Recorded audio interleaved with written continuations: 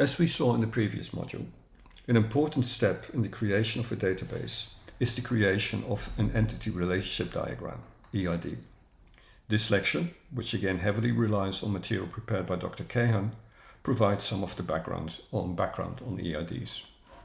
In particular, at the end of this lecture, you will be able to identify the two essential processes in database design, define the term entity relationship diagram or ERD, identify the elements in an ERD, and distinguish between different types of relationships. Database design consists of two processes, namely conceptual design and logical design. In conceptual design, we try to identify the requirements for the database. The most commonly used methodology is to interview stakeholders. Once we have identified the requirements, we then move to the logical design and we create the entity relationship diagram or ERD.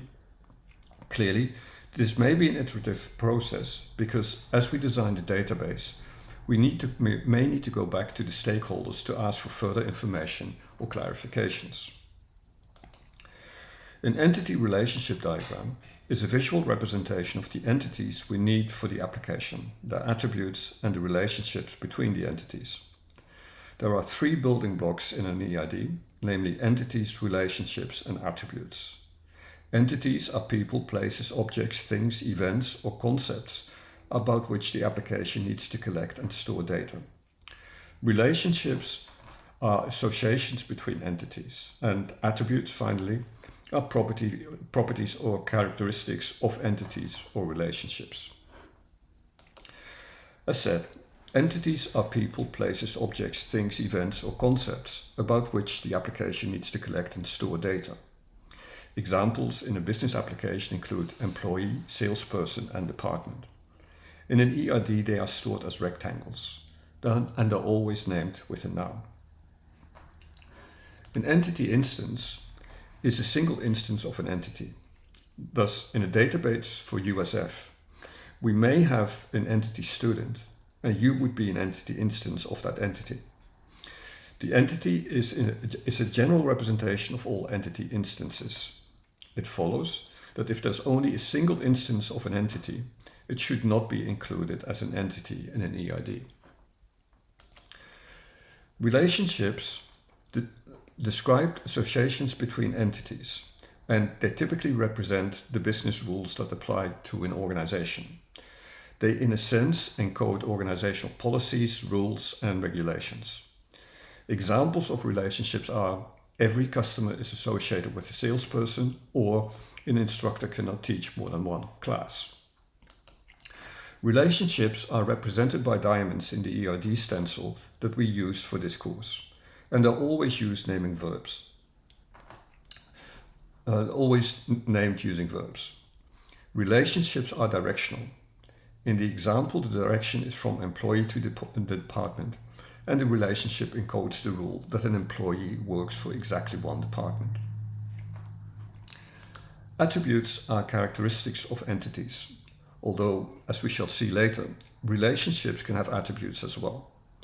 Example attributes of an employee entity may include employee number, first name, last name, date of birth, social security, a number, and so on.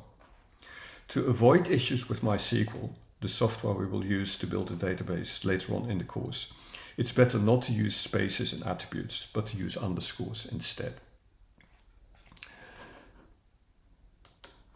Primary keys are sets of attributes that can be used to uniquely identify each instance of an entity. Once you know the value of the primary key, you know the identity of the entity instance.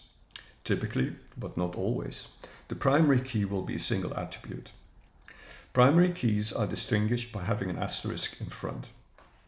Sometimes there are actually multiple sets of fields that could be used as primary keys. Such keys are called candidate keys, and it's then up to the database designer to determine which candidate key will be used as the primary key.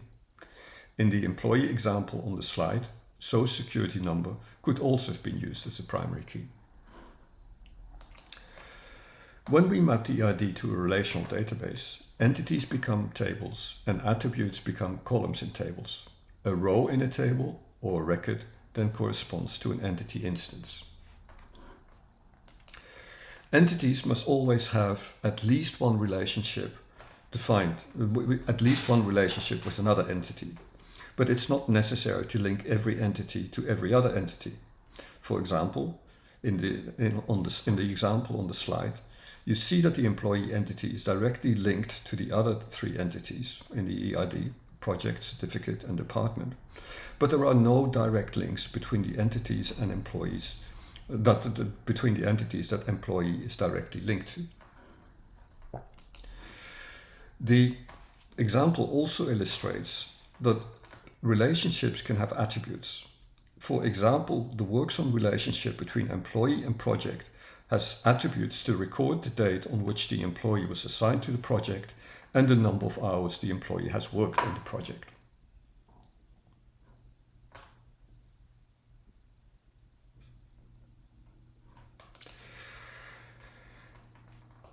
ERDs can encode different types of relationships. The most common type of relationship is a binary relationship, which is a relationship between two entities. In this example, the ERD shows a binary relationship between salesperson and product to record the fact that a salesperson sells at least one product. Another type of relationship is a unary relationship, a recursive relationship between instances of the same entity. The example on the slide encodes the fact that the salesperson manages any number of other salespersons, possibly none. The final type of relationship worth mentioning is a ternary relationship, a relationship between three entities. The example shows the sale relationship, which represents the fact that the salesperson sells a product to a customer.